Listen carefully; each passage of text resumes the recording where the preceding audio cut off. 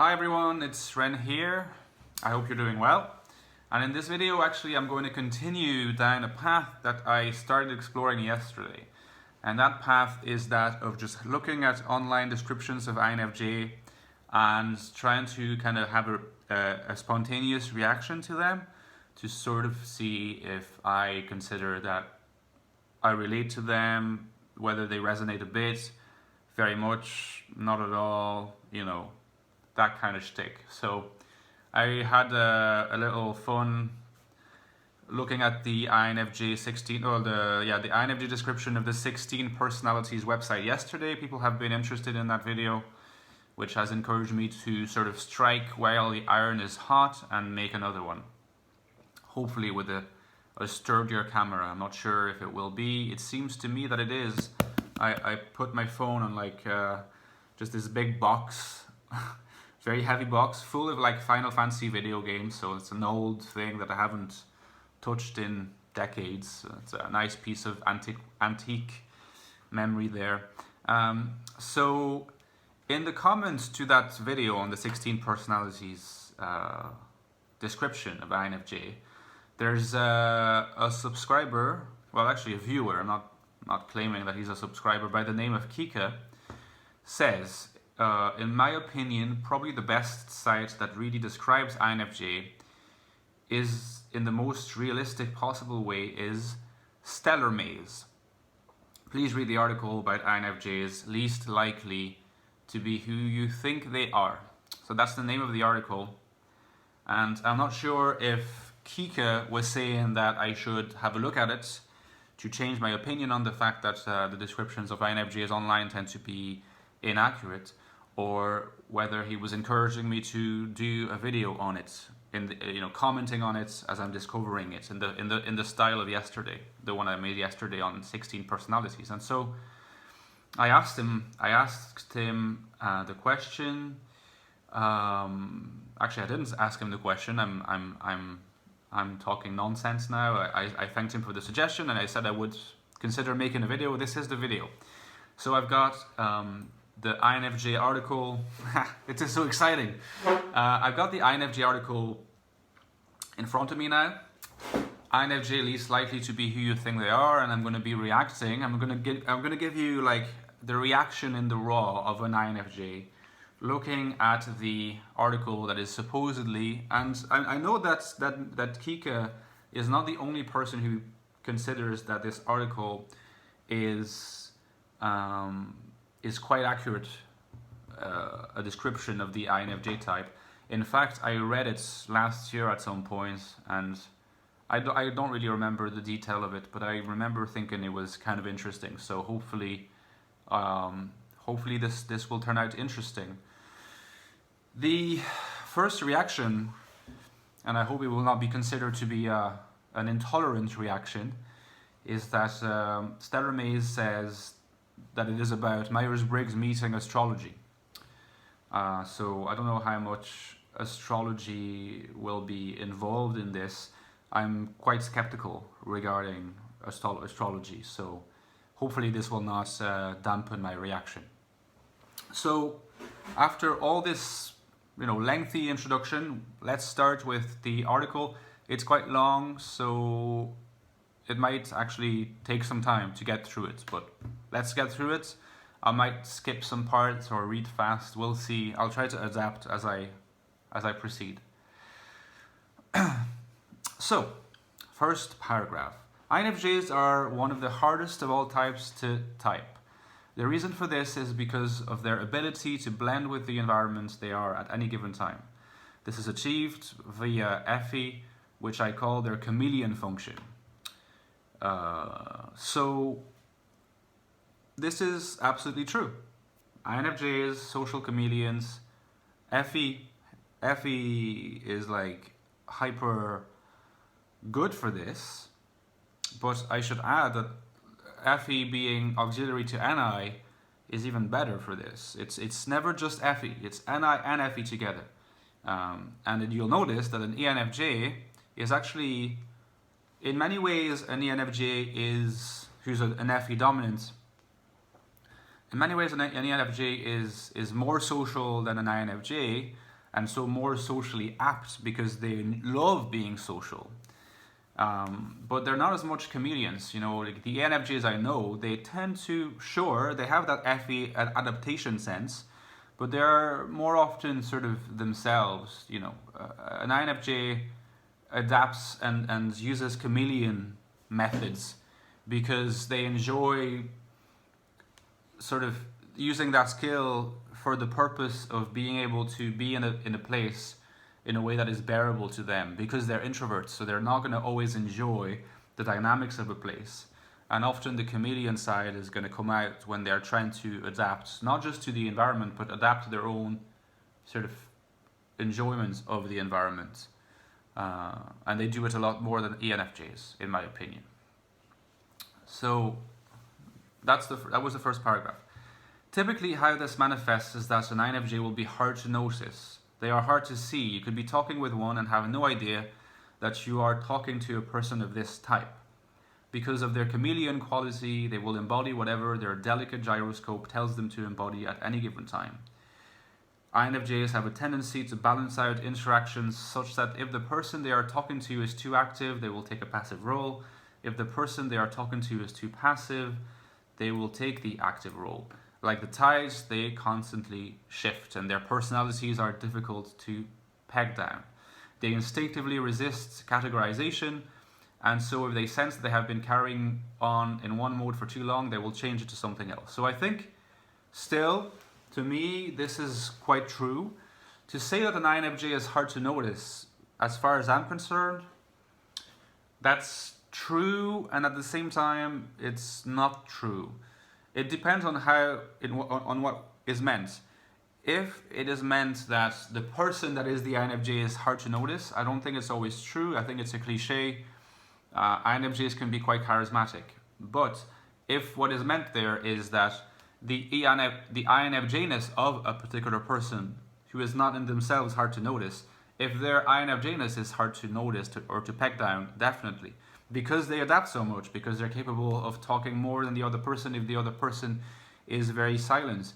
They're capable of taking a listening role, and they do it instinctively if the other person is very talkative. So they will adapt constantly. This is what they do. And therefore, to peg them down, like in their natural habitat, requires to kind of see them in their natural habitat.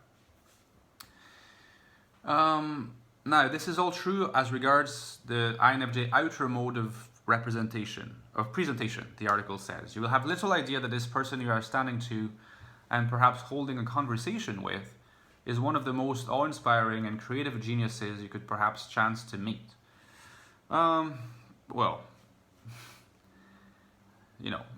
Awe-inspiring and creative genius, I mean, to say that like a person that you're holding conversation with, you might not realize how complex they are, complicated they are, and also how rare of a type they are. That's true, but most INFJs are not geniuses. Statistically, most INTPs are not geniuses. So, only stating something obvious here. You will not necessarily have an inkling, it says, of this until you've glimpsed the INFJ in their natural environments, where they rule supreme. So this is absolutely true. Read some of their writings sometimes if you have a chance, which you likely won't, as the INFJs are pretty secretive. I think that the INFJs are, to say that they are pretty secretive is true. I think it's probably true of most introverts, not INFJs specifically. In fact, because INFJs use FE, they will not be as secretive as regards their emotional states as INFPs, for instance, or ISFPs, who are FI dominant. But I think that it's true that INFJs will be secretive of certain parts of their innermost self, and perhaps precisely the innermost self that would reveal that they are in fact INFJs. There is a place in every INFJ where they are so removed from the world and its petty miseries that what you are seeing is a husk of sorts. It is not their true self. Their true self is mostly discovered through their literary or artistic production. when you get your hands on these, you will be seeing the true person, and these are some inspired and burning spirits once you see past their use of being gently invisible. So I think here, like, I have quite a few disagreements actually.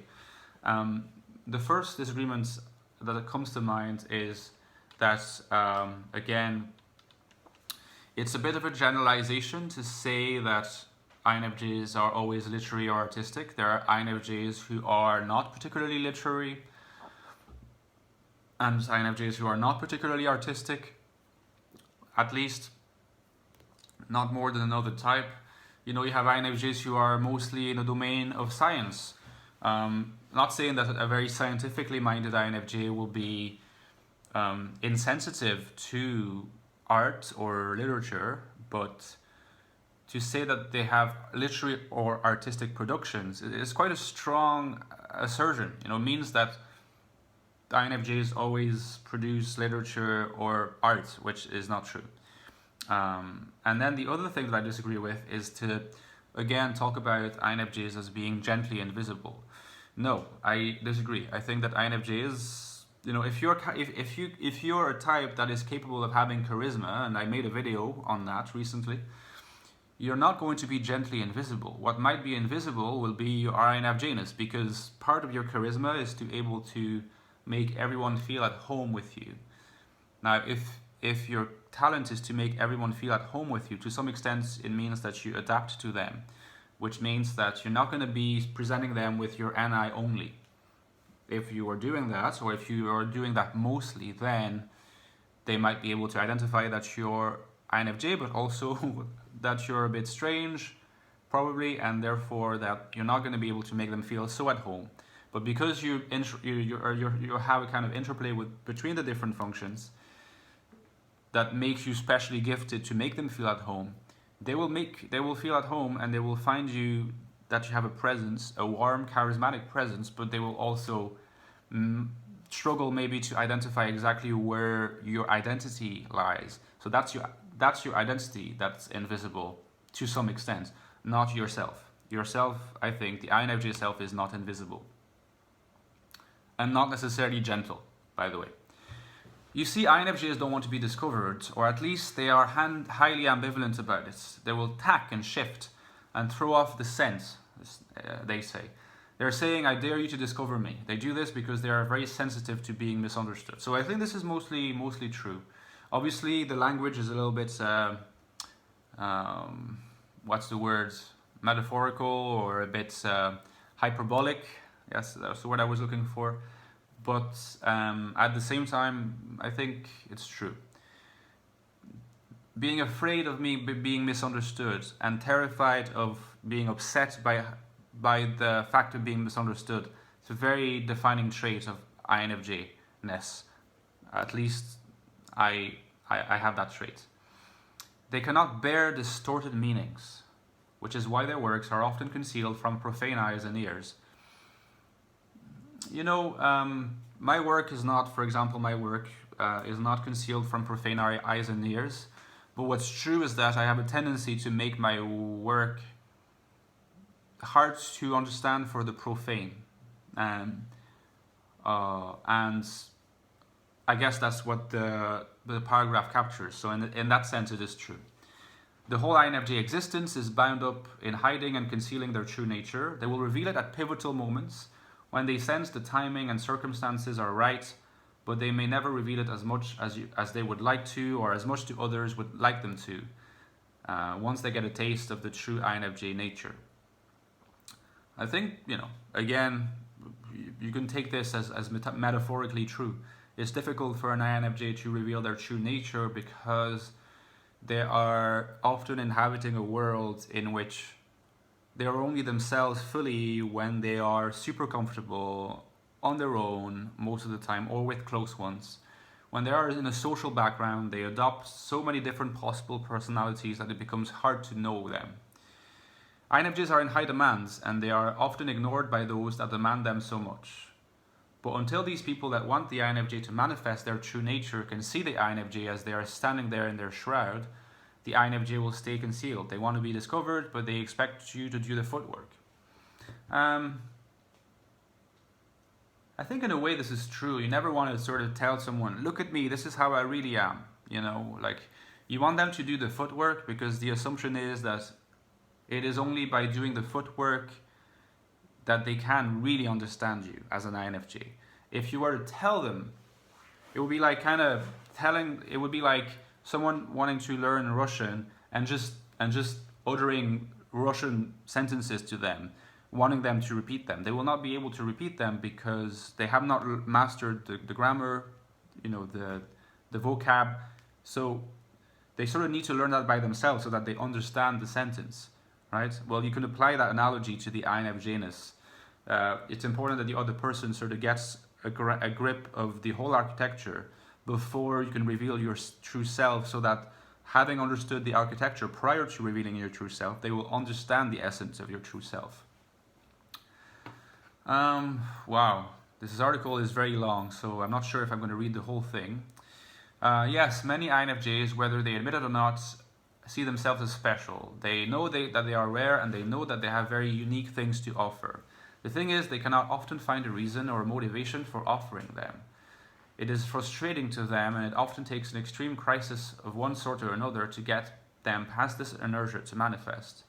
They are instinctively nice people and very much hate to have hurt other people's feelings. However, they will do so if they feel it is the only way to preserve the true meaning of a situation. Yeah, I think this is pretty accurate. Pretty accurate. I think INFJs kind of have a sense of being special and rare, but it really has to be emphasized that this feeling is not to do with them having like a massive ego that is distorted and makes them look at themselves in a way that makes them feel like really special or specially gifted.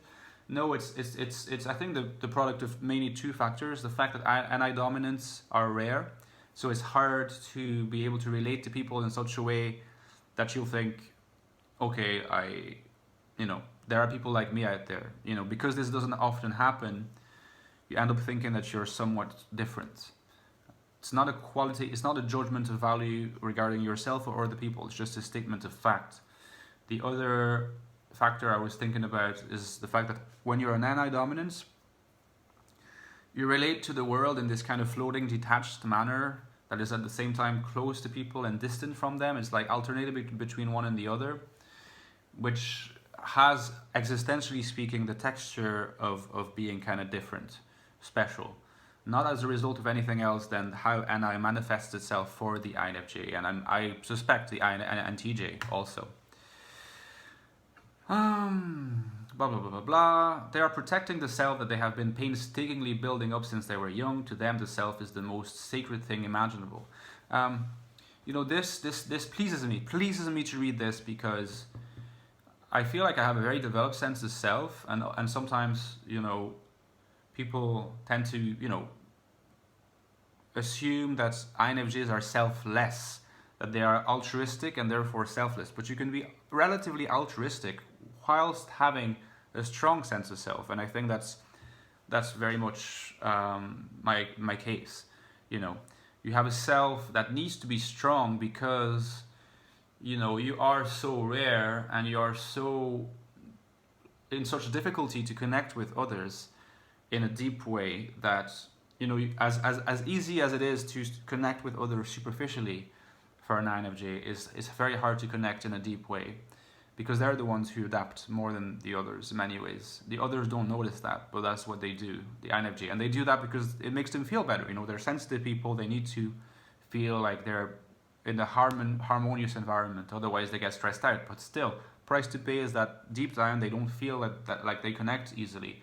And I think as a result of that, part of the strengthening process to cope with the not connecting with others easily is that they develop a very strong sense of self, because in a way the self is what they can fall back to when the connection with others is not as profound as they would like it to be, in order to get some support for whatever reason, and they fall back on their sense of self. Therefore it needs to be strong. So at least that's my case. INFJs are extremely self-centered, though no one around them may have any idea of this unless they get into some kind of long-term relationship with them. INFJs present as if they were the most sensitive and understanding creatures on God's green earth, nodding in sympathy with you, making it all about you, you might feel upon meeting one of these melancholic creatures that you have never been so understood and soothed as you were upon talking to them. They will make it all about you. They want to know everything about you. They seem so promising as people. I'll continue because I feel like the next paragraph is connected, and then I'll comment on this. It's a very interesting part. Very, very, very accurate, I think. But this is all pretext with an INFJ. It is not as if they are doing this to be calculating. In the moment, they are interested in you genuinely, and maybe even for quite a while, they will continue to be interested. But there is likely to come a day where all that changes and the INFJ has departed in spirit and left you with a well-meaning husk of themselves. INFJs seem like the most promising people to be in a relationship with, but in practice they are the least of all types able to be in a long-term relationship. An INFJ is in essence a solo type person. Surface appearances will fool you, but that is the general truth about them, especially the men of this type. So this is pretty harsh, but I think again slightly exaggerated in the formulation, but it is true definitely that there is a potential discrepancy between how connected you can feel to an INFJ and how in fact they need alone time and they need to be alone with themselves, and how like they need to bathe in NI, and sometimes bathing in NI for them requires being alone. It requires really just being alone. And I think someone who tricked themselves into thinking that because an INFJ acted so, not just socially, but also in such a way as to make the other feel very understood, and therefore believed in their innermost core that the INFJ is going to be always like there with them. Like those people might be taken aback and surprised by the fundamental independence of an INFJ. I think the independence really is a trait that you find in a lot of INFJs, myself included, for sure. And that is very much connected with NI and probably with TI as well.